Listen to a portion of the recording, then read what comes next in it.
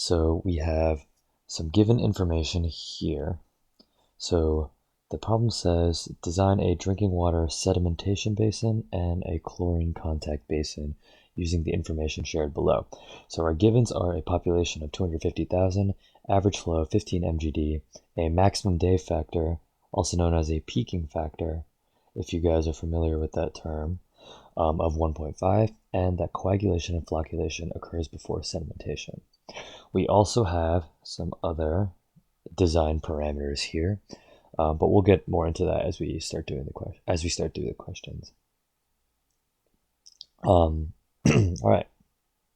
So first up, we have to calculate the maximum day flow in mgd and then convert that to meters cubed per hour. So we can write Q maximum day is equal to the maximum day factor times the average flow rate, which is just equal to 1.5 times 15 mgd equal to 22.5 mgd. Now converting that to meters cubed per hour, we can write 22.5 times 10 to the 6th gallons per day times 3.7854 times 10 to the negative 3 meters cubed per gallon. Cancel out the gallons and then cancel out the days, and we are left with meters cubed per hour, and that will be approximately 3.55 times 10 to the third cubic meters per hour. All right, that's question 1. Pretty straightforward. Let's go to question 2. Question 2 asks us to find the settling velocity Vs at 10 degrees Celsius using Stokes' law, and then check the Reynolds number to confirm whether your assumption is valid. So first, let's just write out Stokes' law. So Stokes' law is Vs, or the settling velocity, is equal to the density of the particle, which is rho p, minus the density of water, which is just rho, times gravitational acceleration times the particle diameter squared, over 18 times the dynamic viscosity of the fluid. All right. And the main assumption this equation makes, let me write this down. The main assumption this equation makes is that the flow is laminar. Laminar flow. And if you don't know what laminar flow means, that's just a very slow, viscous fluid. Think like honey pouring out of a bottle, or something very, very slow and viscous. And that can be calculated using the Reynolds number, as we'll see later. But for now, let's find out the settling velocity using the Stokes' law, and then we'll figure out if it's valid to use or not. So let's plug everything in. Vs is equal to, now we need the particle density, which is given to us here. It's 1050 kilograms per cubic meter minus the density of the fluid or water, which is 999.7 kilograms per cubic meter, times 9.81 meters per second squared, times the diameter of the particle squared. It's given to us here, 150 microns. We don't like microns, we're going to convert that into meters. I guess I should put the square outside. And then we have underneath 18 times the kinematic viscosity, which is given here, 1.307 times 10 to the negative third newtons seconds per meter squared. And if you plug all that in and calculate it, you get a settling velocity of 4.72 times 10 to the negative 4 meters per second, right here. And as a side note, if you're worried about how these units cancel, you can do the math you can do the conversions for yourself, and you'll find that all of this just cancels to meters per second. Great. Okay, now let's check the Reynolds number. So the Reynolds number is going to be a dimensionless number given by the density times the settling velocity times the diameter of the particle over the dynamic viscosity. And this is going to be dimensionless, and we can prove that right here, 999.7 grams per cubic meter times the settling velocity, which we just calculated, 4.72 times 10 to the negative 4 meters per second, times the diameter of the particle, which is 150 microns, running out of space, all over the dynamic viscosity. All right, and you're just going to have to believe me again that these units cancel, or do the work for yourself, but I don't feel like doing that. So we'll just calculate it out, and we get the Reynolds number to be 5.41 times 10 to the negative second. So what's our assumption? Our assumption is that the Reynolds number has to be less than or equal to 1. You can see right there. And this is most certainly less than or equal to 1. So the assumption is valid. Let me just box this. We have our answer. Great. Moving on to question 3. Let me just, All right, moving on to question 3. Let's find the required total sedimentation surface area using the overflow rate concept. Report the total area and the area per basin. All right, so the overflow rate concept is basically the overflow rate, OR, is equal to the flow rate. All right, this Q total, I guess I should write, I'll take out the total for now. So I'll just write Q over A total. And that has to be less than or equal to the settling velocity.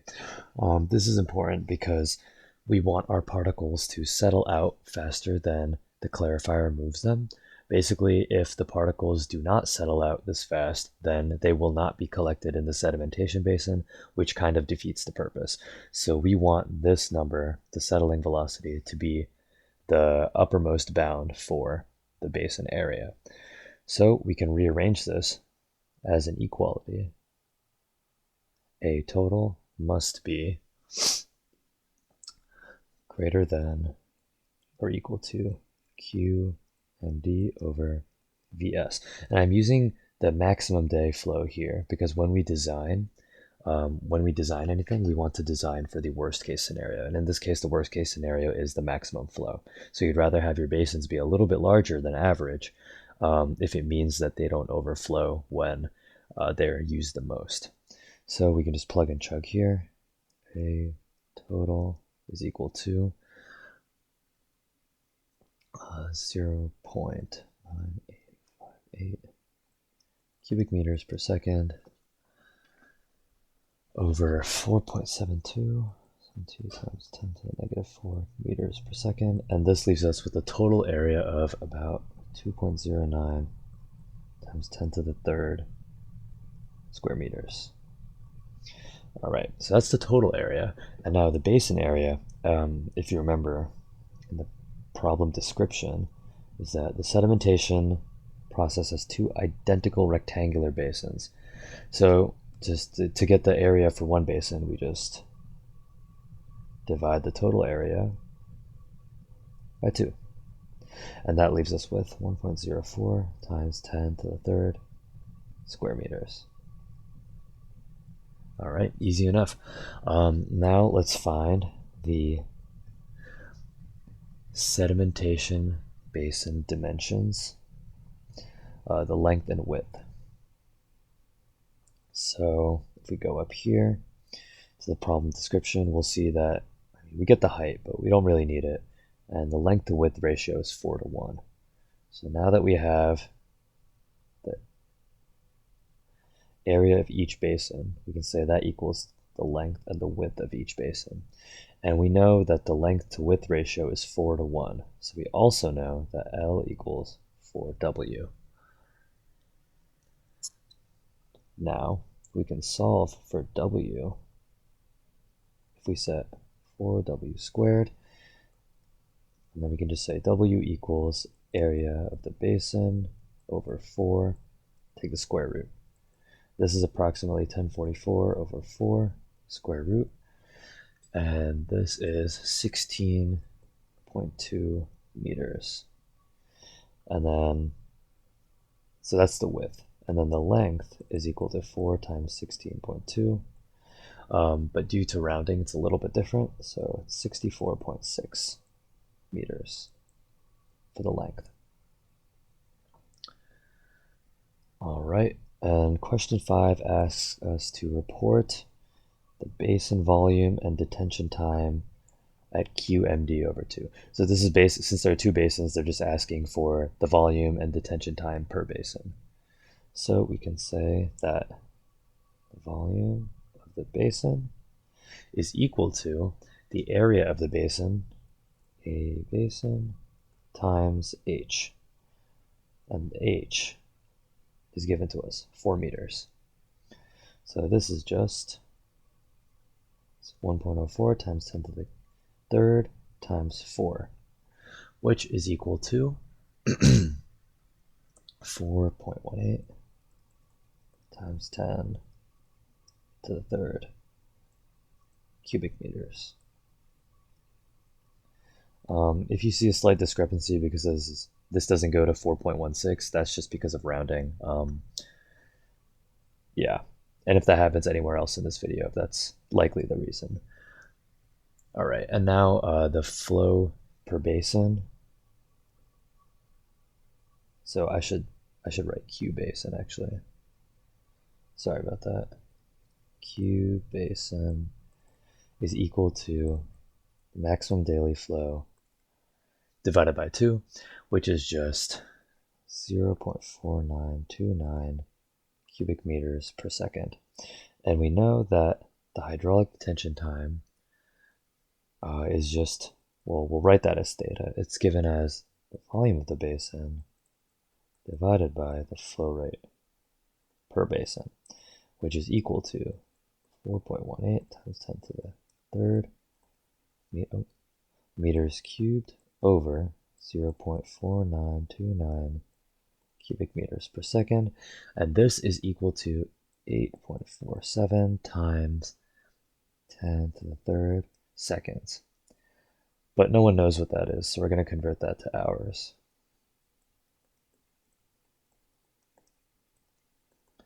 It's approximately equal to 2.35 hours for the retention time. All right, now problem 6 asks us the required chlorine contact time in minutes, and to treat this as the effective contact time for this problem. All right, perfect.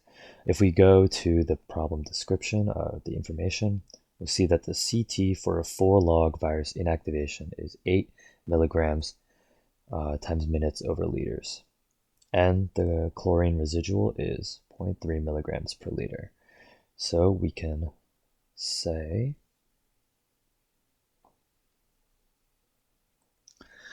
say that the CT required is equal to the concentration times time.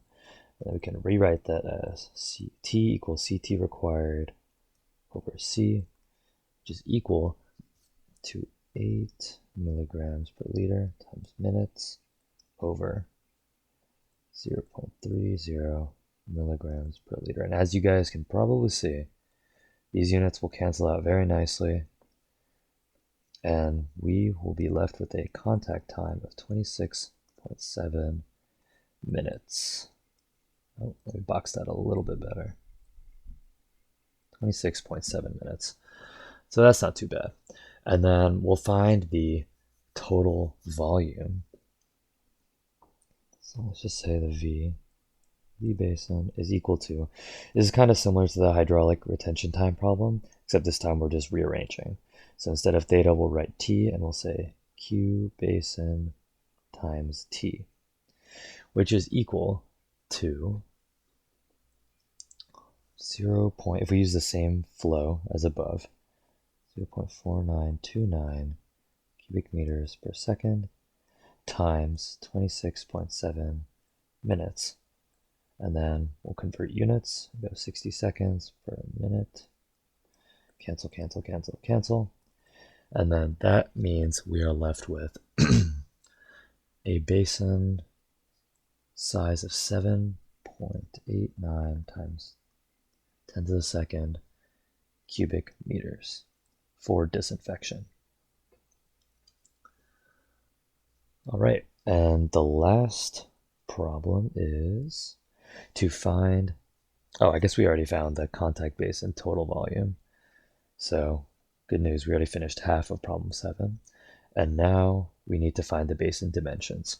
So since there's two basins in parallel, we'll assume they're identical. Actually, we don't even have to assume, it's given to us right here. The water depth is 4 meters and the length to width ratio is 4:1. So first, let's find out the surface area of these basins.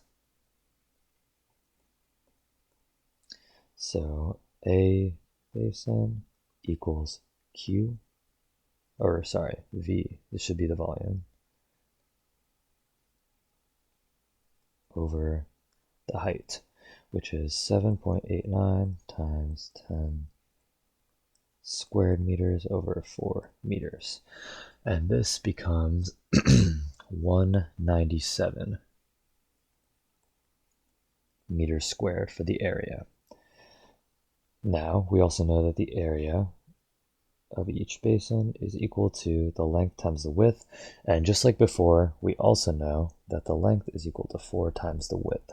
So we can say the area of the basin is equal to 4W squared, and that W is equal to the square root area of the basin over 4. So we can solve that. 197 over 4, and we get the width of the basin to be 7.02 meters. And similarly, the length is equal to 4 times the width, which is 4 times 7.02, which is 28.1 meters. All right, that's all we have. If you have any questions, feel free to leave them in the comments or come to class. If you have any other suggestions, if you like the way we do these videos currently, make sure to let us know. If you would like a different format of videos like whiteboard or .cam, for example, or anything else, make sure to leave it in the comments or tell us in class. Your feedback is greatly appreciated. Thank you for watching this video, and until next time.